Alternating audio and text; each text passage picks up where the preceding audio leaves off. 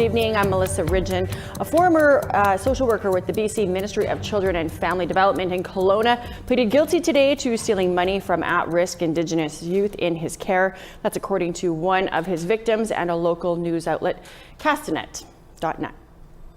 Robert Riley Saunders pleaded guilty to 3 fraud and breach of trust charges as 10 were dropped. The case was profiled on an APTN Investigates episode after former Kids in Care filed a class action lawsuit alleging, quote, Saunders sought out and exploited Aboriginal high-risk youth because he knew that his supervisors and their managers would not look closely at their affairs or adequately safeguard their interests. Criminal charges followed, and last year, the BC government settled the lawsuit, paying out thousands to dozens of kids, most of whom were Indigenous. According to the lawsuits, Saunders would open joint bank accounts and then take government money meant to be used for their care. He's not in custody and is set to return to Kelowna Court March 21st for sentencing. We will have more on that story in the coming days. If you want to know more about this case, you can find the episode Broken Trust on aptnnews.ca. Well, summer wildfires have mostly run their course, and in Manitoba, work is being done to repair some of the damage that's been caused. But 2 First Nation communities have still not returned home, as power has yet to be restored to those communities. With an update, here's Daryl Stranger. The smoke has all but cleared on one of the most active wildfire seasons across the country. Here in Manitoba, 36 active wildfires are currently burning, but none of those are considered out of control, and many affected communities have returned home. Roughly 1,500 residents from Pungassi and Little Grand Rapids First Nations, however, have yet to return home, as fires damaged the 2 communities' power supply, and Manitoba Hydro crews are still working on repairing them. Now, Manitoba Hydro said 73 of 90 poles have been repaired or replaced, and 30 of 35 structures in need of repair have been completed.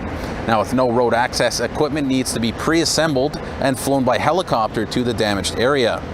The Canadian Red Cross said support is still being given to those residents out of their community and will continue until they return home. The help is the same as it has been throughout the response, providing lodging in hotels, food, and other necessities, as well as working with partner groups to provide access to recreation as well as medical and mental health supports. Now, Manitoba Hydro says the pending timeline for the remaining work is 2 to 4 weeks, pending weather disruptions. They did not get back to us for comment. Daryl Stranger, APTN National News, Winnipeg. Thanks, Daryl. Well, the BC Lions Football Club rolled out the orange carpet for residential school survivors and their families this past weekend. APTN's Tina House was there and has this report. Tonight is all about honoring truth and reconciliation. And Phyllis Webstad, who, like many in her family, attended the Mission Residential School in Williams Lake, BC. Fans lined up to take pictures of Phyllis because it's her story that started the Orange Shirt movement. When I turned 6 in July of 1973, Granny did what she had done for the generations, got me ready to go to school, and we went to town to Williams Lake, and I chose a shiny orange shirt for my first day of school.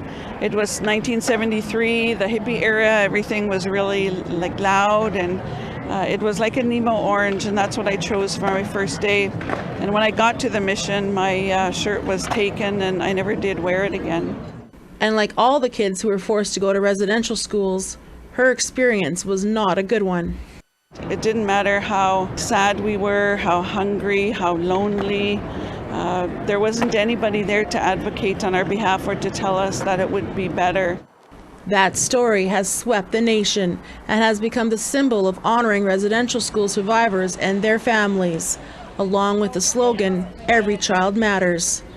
George Chaika, Vice President of Business Affairs for the BC Lions, says they are proud to honor the survivors at tonight's game. We're happy to be able to be part of the platform to help tell Phyllis's story and make the rest of British Columbia aware, as rest of all of Canada, about her story, because it is an important one and it's one that we all need to take note of.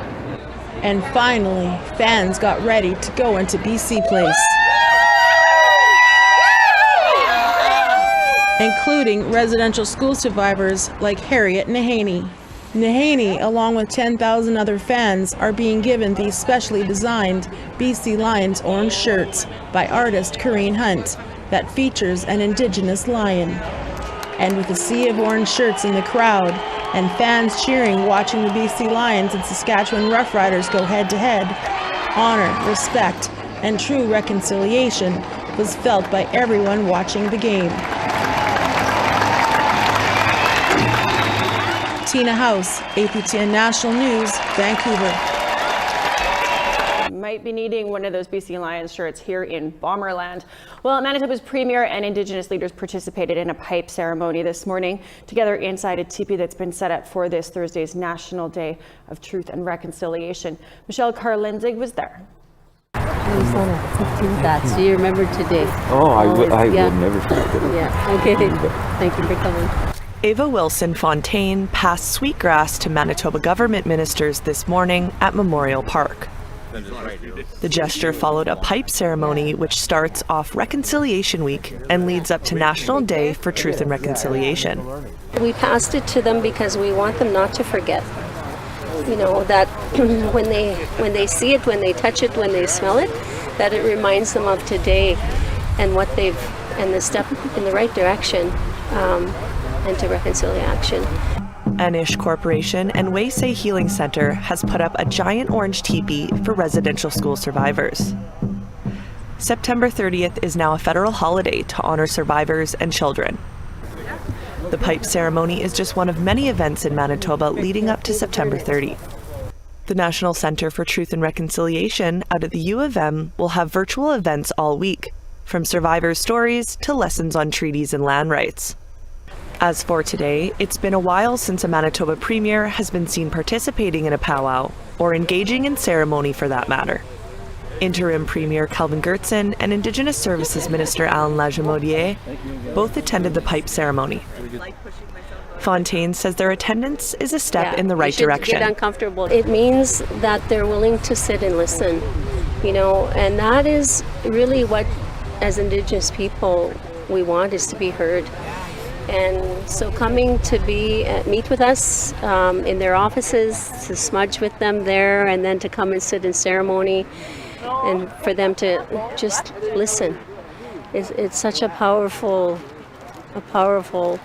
act. National Day for Truth and Reconciliation was created after Bill C-5 received royal assent in June of this year. Michelle Karlenzig, APTN National News, Winnipeg. Well, more drama for Canada's Green Party today. The federal leader, Annamie Paul, announced that she is stepping down a week after suffering a fourth-place finish in the riding of Toronto Centre. I just will not spend any more time focused on political games as opposed to public policy, which is what I entered politics for in the first place. Paul says she doesn't have the heart to remain in the position given the, quote, attacks she says that she knew would be coming. Her announcement today comes amid a leadership review that was supposed to start next month and recent internal fighting from within that party. She says her decision was based on two things that happened on Election Day and immediately afterwards that caused her to think about what she wanted to do next. What people need to realize is that when I was elected and put in this role, I was breaking a glass ceiling. What I didn't realize at the time is that I was breaking a glass ceiling that was going to fall on my head and leave a lot of shards of glass that I was going to have to crawl over, throughout my time as a leader. And when I arrived at that debate stage, I had crawled over that glass. I was spitting up blood, but I was determined to be there. I was determined to be there so that the next time someone like me thinks of running and wonders whether it's possible to be on that stage, they will know that it is possible. She was great at that debate. Well, Paul did not win a seat in the election and raked in just over 8% of the vote, a significant drop from the nearly 33% that she pulled in during a by-election last fall. Well, we need to take a break, but when we come back, as most of the country enjoys a post-election rest, Nunavut is gearing up for a territorial election. We'll tell you all about that. Stay with us.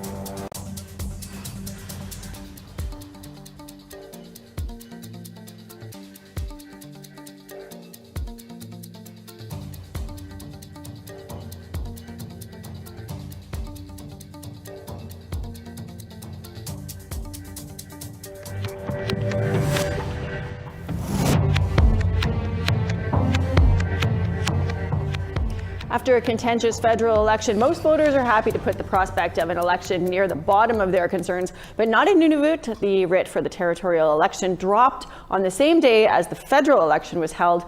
Now all the candidates are in. Our Kent Driscoll joins us from in front of the Nunavut Legislative Assembly. Kent, what are Nunavummiut going to do, or what are they going to see in this election? Well, the first big surprise of this election is a return to action from a legendary Nunavut political figure. Tagak Curley is back. Now, Curley has one of the most decorated careers in Nunavut political history. He was the first president of ITK. He was a Northwest Territories MLA from 1979 to 1989 before Nunavut split apart from the territory. And he's been a Nunavut MLA from 2004 to 2014. Now, Curley's running in Rankin Inlet South against the incumbent health minister, Lorne Kusagak. Kusagak has a long record to stand by as well. He's a 3-time former mayor of Rankin Inlet, 2-time MLA, and he was also named health minister back in November 2020. So the government's response to COVID-19 is bound to be a part of this election cycle. Also notable, who is running unopposed? 5 incumbent members of the Assembly will be running unopposed this time, including both seats in Arviat. Now in Arviat South, Premier Joe Savicita is running unopposed, and in Arviat North Whale Cove, John Main, who is the chair of the regular members, which is basically the opposition leader in the southern system, he is also running unopposed. Also running unopposed, Education Minister David Joannesy. And David Joannesy spent a lot of the last term under fire for his department's response to the COVID-19 crisis. Nunavut's long-time problem with gender balance in the Assembly is also back. Only 14 of these 58 candidates are women. Nunavut goes to the polls on October 25th, and we'll be following along right here. Thank you, Kent. Well, on Vancouver Island, protests to protect old-growth forests at Fairy Creek have gone on over a year. Just after those protests started, the province of BC released a report on old growth management. One of the experts behind that report says a forestry overhaul is needed. APTN's Lee Wilson reports. There have been over 1,000 arrests enforcing an injunction against blockades, stopping Surrey-based logging company Teal Jones from operating. The protests began in May of 2020. A month before the blockades started, an old growth strategic review was submitted to the province. It is an independent review of how BC should manage the old growth trees. The review was released last September and calls for a paradigm shift for all stakeholders. Gary Merkel, a member of the Tahltan First Nation, is one of 2 professional foresters hired to create a new framework after speaking with 800 British Columbians. Part of this report speaks about the necessity of bringing everybody together and planning this transition together, because this is a major shift, and you don't want to have government trying to drive the whole thing, because then they just become the lightning rod for trying to impose something too big on society. We need society, the key players, to all collaboratively plan how we move through this transition. One recommendation is Indigenous involvement, moving from very little involvement to a government-to-government Indigenous relationship.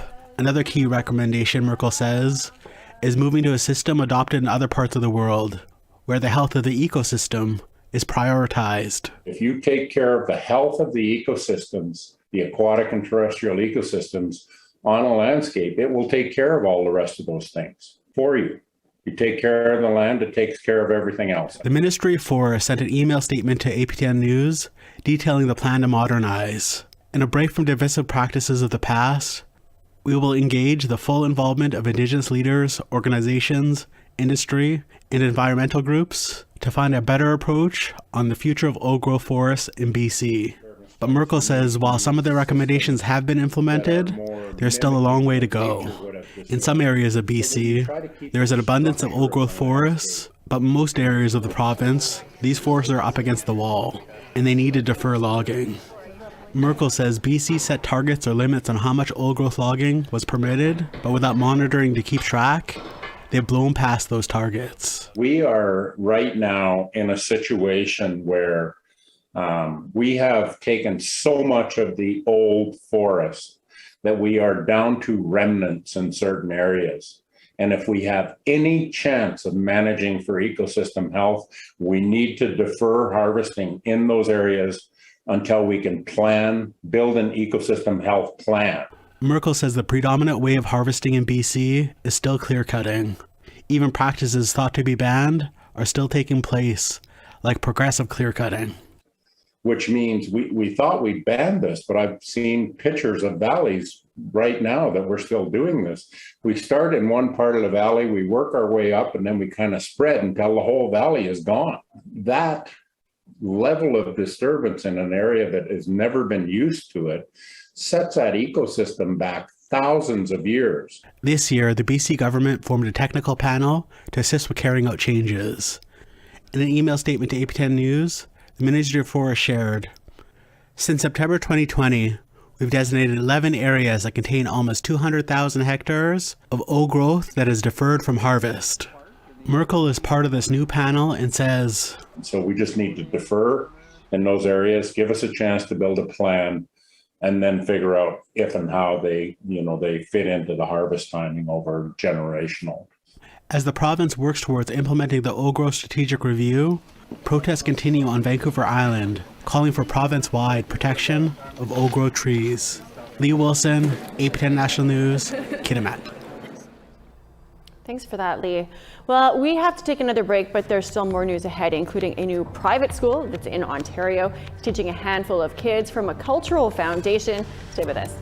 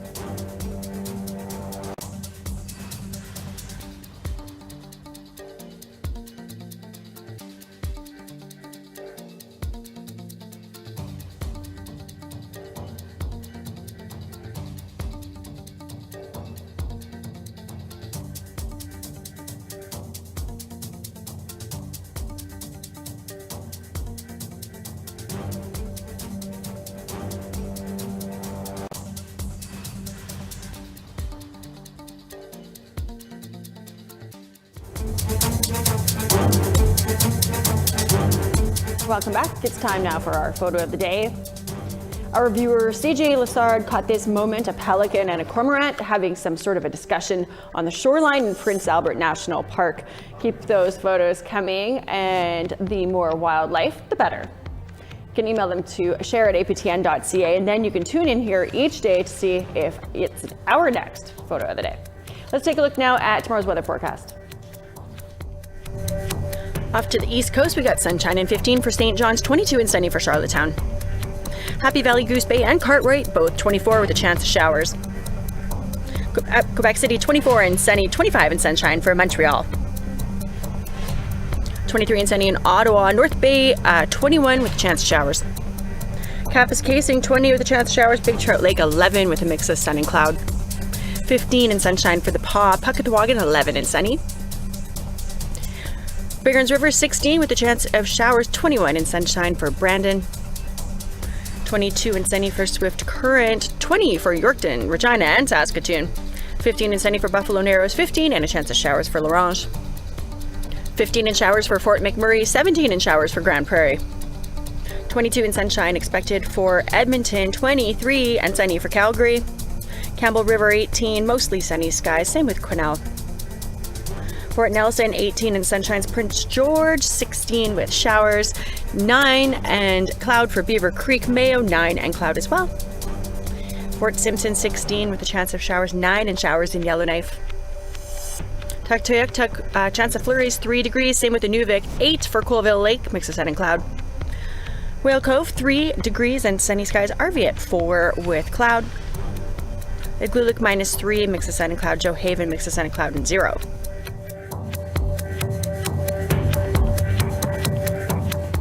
A dozen women proudly walked a mile in a ribbon skirt for the second annual event that aims to bring awareness and honor to those who wear them. Organizer Chevy Rabbit and his friends experienced discrimination at an Edmonton restaurant while wearing their ribbon skirts, and came up with the walk to help fight racism, discrimination, and to stop cultural bullying. April Eve, Medicine Spirit Dancer, is a co-organizer and says abuse against women has to stop. It's a really important event for many community members to come together to showcase their ribbon skirts, which always have very deep meaning, very personal meaning.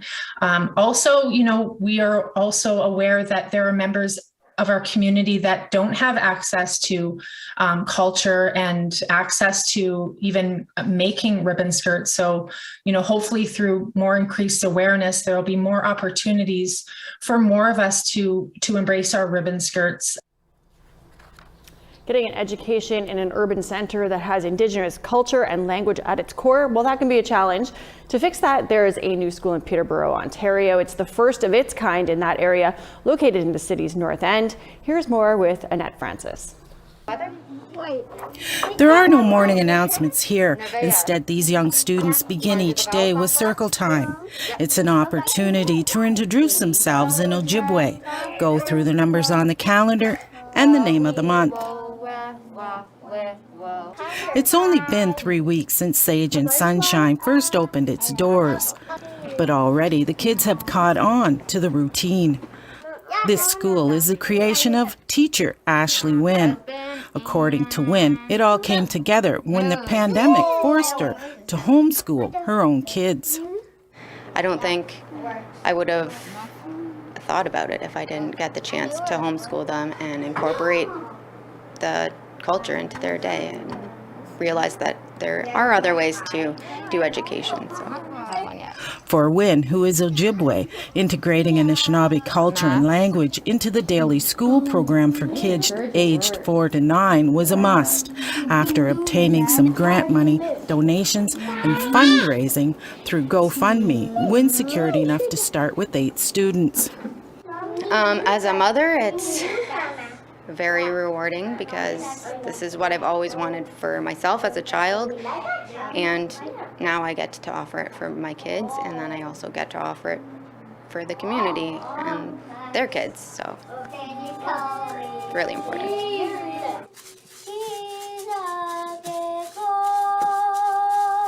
It's the first time that 9-year-old Chaska has been enrolled in a full-time program. She's always been homeschooled, but sharing her culture with the younger students comes naturally. She says that's the best part of their new school. Singing songs. I also like to teach them how to read. And I'm learning how to speak another language, like I said. Chaska's mother, Erpy Pine, is just as pleased. When I saw there was a culture-based school opening up in Peterborough, I thought what a great opportunity now that she's older to socialize and have a group that she can interact with. And it's amazing that she can learn the language and be among other First Nations people, and also get to make friends and in a space that I feel comfortable sending her. Already, Dallas Contons sees a big change in her 7-year-old daughter, Nevaeh. She's loving it. And I couldn't be happier with that because last year she was not liking school. She was wanting to stay back from school and she was wanting to just not go at all. And that's in grade 1. That was for grade 1, and I've never known a kid not to like school until she started here. Wynn is already planning for future expansion.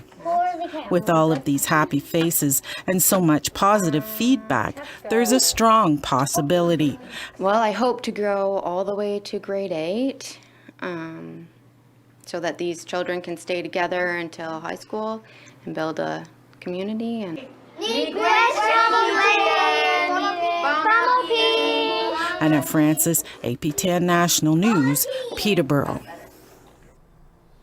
Well, that is your APTN National News to kick off the week. I'm Melissa Ridgen. We are so glad you could join us. Have a great night.